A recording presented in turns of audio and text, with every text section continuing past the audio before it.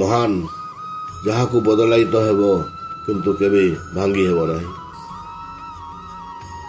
ମୁଁ କେବଳ ଗୋଟିଏ କର୍ତ୍ତବ୍ୟ ତୁଲାଇ ଜାଣିଛି, ତାହା ହେଉଛି ପ୍ରେମ।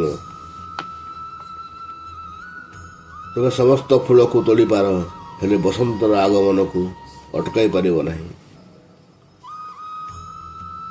ପ୍ରତ୍ୟେକ ଦିନ ତୁମେ ବ୍ରହ୍ମାଣ୍ଡର ଆଲୋକକୁ ସ୍ପର୍ଶ କରିପାର,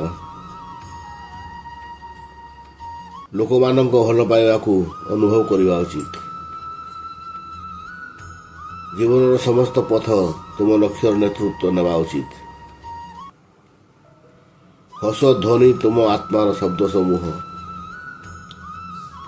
ଯଦି କୌଣସି ଶକ୍ତି ଆମକୁ ମରଣରୁ ବଞ୍ଚିତ କରିପାରିବ ନାହିଁ, ତେବେ ପ୍ରେମକୁ ଆମ ଜୀବନରେ ସଞ୍ଚିତ କରି ରଖିବା ଉଚିତ। ମୁଁ ତୁମ ପାଦକୁ ଭଲ ପାଏ, କାରଣ ସିଏ ମୋତେ ଖୋଜି ପାଇବା ପୂର୍ବରୁ ଜଳବାୟୁ ଓ ମାଟିକୁ ସ୍ପର୍ଶ କରିଥାଏ।